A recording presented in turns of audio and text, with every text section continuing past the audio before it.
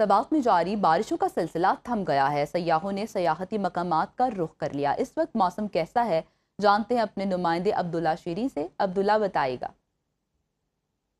جی بالکل، موسم کی بات ہو رہی ہے تو اس وقت بھی سورج اور بادلوں کے درمیان آگ مچولی کا سلسلہ جاری ہے۔ صبح سے کافی تیز بارش ہو رہی تھی، جلا باری بھی ہوئی، اور بالائی علاقوں جہاں سیاحتی مقامات ہے، کالام کے بالائی علاقے جو ہیں، مہوڑن جھیل، اوشو مٹلتان، اترول، گبرال، باڈگوئی ٹاپ پر ہیوی سنو فال کا سلسلہ جاری تھا۔ اب چونکہ سلسلہ تھم گیا ہے، بارش اور برف باری کا اور کافی خوبصورت منظر جو ہے پیش کر رہا ہے۔ یہاں پر سورج طلوع ہو چکا ہے اور ہم دیکھ رہے ہیں کہ کافی تعداد میں سیاحوں نے سیاحتی مقامات کا رخ کر لیا ہے اور وہ لو برف باری اور پڑی برف کو خوب انجوائے کر رہے ہیں۔